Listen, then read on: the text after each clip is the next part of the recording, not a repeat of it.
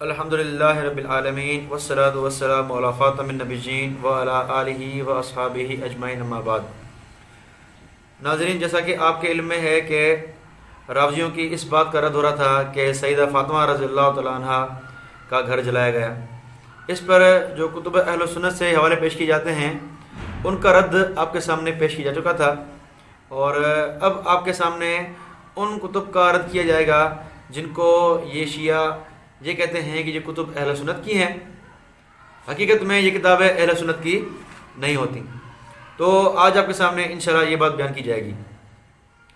سب سے پہلی بات میں آپ کے سامنے یہ کرنا چاہوں گا کہ کچھ کتابیں جو یہ شیعہ پیش کرتے ہیں وہ تو جو ان کا مصنف ہوتا ہے وہ تو سنی ہوتا ہی نہیں ہے۔ حقیقت میں وہ تقیہ باز شیعہ ہوتا ہے، سنی کے لباس میں آ کر وہ کتاب لکھتا ہے، پھر اس میں شیعہ والی باتیں داخل کر دیتا ہے۔ اس کی مثالیں آپ کے سامنے پیش ہوں گی۔ دوسری بات یہ ہے کہ مصنف تو سنی ہوتا ہے لیکن اس کی طرف منسوب کتاب جو ہے وہ اس کی نہیں ہوتی، تو اس کا بھی تذکرہ ہوگا آپ کے سامنے، جس طرح ابن قتیبہ کی ہے امام السیاست، تو یہ اس طرح طریقہ بھی ہوتا ہے۔ دوسرا یہ کہ مصنف سنی ہوتا ہے، کتاب بھی اسی کی ہوتی ہے لیکن اس میں چند باتیں داخل کی جاتی ہیں راویوں کی طرف سے جو اہل سنت عقائد کے خلاف ہوتی ہیں، تو یہ ان کا دھوکہ ہوتا ہے اور ان کا یہ طریقہ ہوتا ہے۔ اب آپ کے سامنے میں وہ باتیں پیش کروں گا، وہ کتب پیش کروں گا جن کو یہ شیعہ کہتے ہیں کہ یہ کتب اہل سنت میں سے ہے، یہ کتب اہل سنت کی معتبر کتابیں ہیں لیکن ان کا واسطہ ہم سے اہل سنت سے ہے ہی نہیں۔ لیکن سب سے پہلے آپ کے سامنے ایک اصول پیش کروں، ایک دھوکہ پیش کروں راویوں کا، تاکہ آپ کے سامنے بات واضح ہو جائے کہ یہ بات صرف میں نہیں کہہ رہا بلکہ ہم سے پہلے بھی علماء کہہ چکے ہیں۔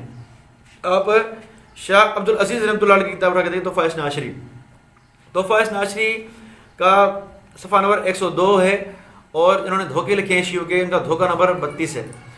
اس 32 میں دھوکے ہوئے شاہ صاحب رحمۃ اللہ علیہ نے بات واضح لکھی ہے، آپ عبارت دیکھ سکتے ہیں۔ اس کا مفہوم یہ ہے کہ شیعہ علماء کتب اہل سنت میں جھوٹی باتیں ملا دیتے ہیں جو شیعہ مذہب کی تائید اور اہل سنت کی تردید میں ہوتی ہیں، اور وہ کتب زیادہ معروف اور مشہور بھی نہیں ہوتی۔ تو ایسی کتابیں جو زیادہ معروف اور مشہور نہیں ہوتی ان میں راوی کیا کرتے ہیں، اپنی باتیں ملا دیتے ہیں۔ ایک تو ان کا یہ حربہ ہوتا ہے، دھوکہ ہوتا ہے۔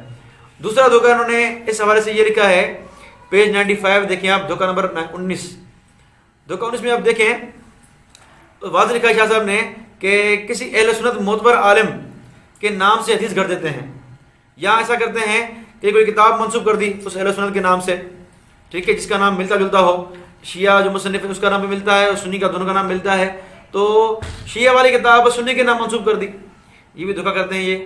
جس طرح مثال دی شاہ صاحب نے کہ ابن قتیبہ کہ ایک شیعہ بھی ہے ایک سنی بھی ہے، تو وہ شیعہ کی کتاب کو فٹ کرتے ہیں کہ سنی کتاب ہے، سنی مصنف کی کتاب ہے، دھوکہ اس طرح بھی دیتے ہیں یہ۔ تو شاہ صاحب رحمۃ اللہ علیہ نے یہ واضح بات کہہ دی آپ کے سامنے، ٹھیک ہے، تو یہ آپ کے سامنے جو ہے ان کے دھوکے ہیں۔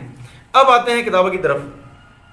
سب سے پہلی کتاب جو یہ منسوب کرتے ہیں اہل سنت کی طرف وہ ہے الامامۃ والسیاست، ٹھیک ہے جی، یہ منسوب ہے عبداللہ بن مسلم بن قتیبہ، جیسا کہ آپ کے سامنے شاہ صاحب نے لکھا ہے تحفہ اثنا عشری میں کہ ایک مسلم بن قتیبہ سنی ہے ایک شیعہ ہے، کیونکہ نام ملتا جلتا ہے اسی لیے شیعہ جو تھا اس کی کتاب انہوں نے فٹ کر دی سنی ابن قتیبہ پر۔ تو یہ جو کتاب ہے امام والسیاست، یہ کتاب کی حقیقت میں اس شیعہ مصنف کی ہے جس کو اہل سنت نے اپنا قبول نہیں کیا، اس کتاب کا انکار ہی کیا اہل سنت نے۔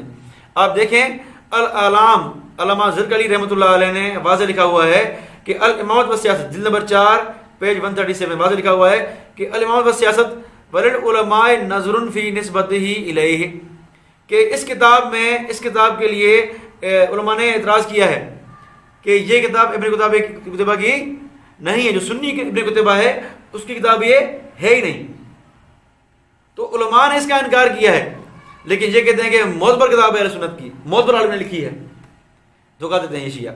اب آگے چلیں، علامہ ابن کثیر رحمہ اللہ البدایہ جلد نمبر 11 پیج 58 پہ واضح لکھتے ہیں کہ وکان اہل العلم یتہمون من لم یکن فی منزلہ شیء من تصانیفہ، کہ اہل علم جو ہے وہ کیا کہتے ہیں، ان پہ تام لگاتے ہیں، الزام لگاتے ہیں کہ جو ان کی منزلت کے مطابق ان کی کتب نہیں ہیں وہ ان پر منسوب ہیں، جو ان کی شان ہے، جو سنی عالم ہے ابن قتیبہ، ان کی شان ہے، ایک بڑے عالم تھے، ان کی طرف ایسی کتابیں منسوب ہیں جو ان کے علم کے شائع شان نہیں ہیں، جس طرح یہی کتاب.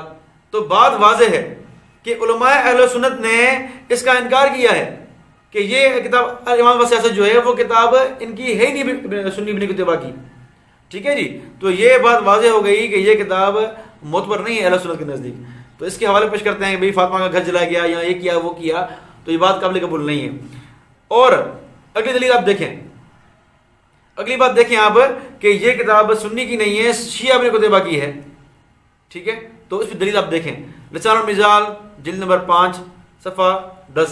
واضح دیکھیں کہ ذکر المسعودی فی المروج ان ابن قتیبہ استمد فی کتبہ من ابی حنیفہ الدینوری، کہ ابن قتیبہ نے جو ہے وہ اپنی کتابوں میں کس سے باتیں لی ہیں؟ ابو حنیفہ دینوری سے باتیں لی ہیں.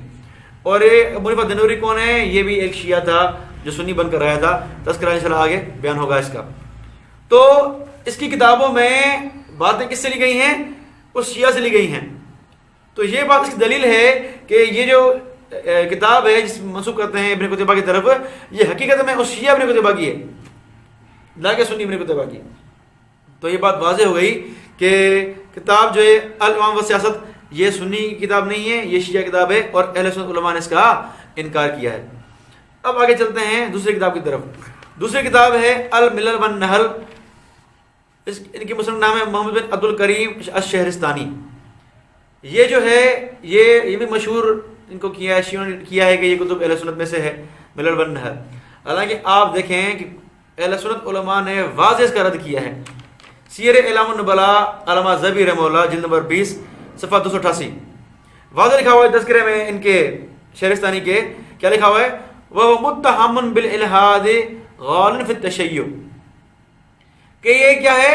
الحاد کی طرف جو ہے منسوب تھا اور غالی شیعہ تھا شہرستانی. ٹھیک ہے. تو ملل والنحل والا مصنف عبد الکریم شہرستانی یہ کیا ہے؟ یہ ایک غالی شیعہ ہے اور الحاد کی طرف کیا ہے؟ منسوب تھا. اس کے عقیدے صحیح نہیں تھے. آگے چلیں. لسان المیزان میں علامہ ابن حجر رحمہ اللہ جلد نمبر 7 صفحہ 212 واضح لکھا ہوا ہے اس میں کان متہمن بالمیل الی اہل القلاء یعنی الاسماعیلیہ والدعوت الیہم والنصرت لضلالاتہم، کہ واضح لکھا ہوا ہے ابن حجر رحمہ اللہ نے کہ یہ منسوب تھا کس کی طرف؟ اہل قلعہ کی طرف، یعنی اسماعیلیہ کی طرف. یہ اسماعیلی شیعہ تھا. ٹھیک ہے. اور ان کی دعوت چاہتا تھا اور ان کی مدد کرتا تھا اور ان کی جو باتیں ان کو پھیلاتا تھا. یہ تو یہ عبد الکریم شہرستانی جو ہے یہ اس کو غالی شیعہ لکھا ہے علامہ ذہبی نے.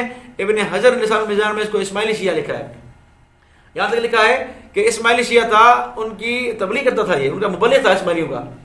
تو اس عبد الکریم شہرستانی کی ہم بات کیسے مانیں گے جو شیعہ تبلیغ کر رہا ہے، شیعہ مذہب پھیلا رہا ہے؟ تو اس کی بات ہمارا ذکر معتبر نہیں ہے. تو اس کلپ میں آپ کے سامنے ہم نے 2 کتابیں پیش کی ہیں اور اصول بھی پیش کیا کہ کس طرح یہ جو ہے وہ شیعہ دھوکہ دیتے ہیں. اور 2 کتابیں میں نے آپ نے پیش کی کہ یہ کتابیں سنی کتابیں نہیں ہیں لیکن یہ پیش کرتے ہیں. ان شاء اللہ اگلی کتابیں وہ اگلی کلپ میں پیش ہوں گی.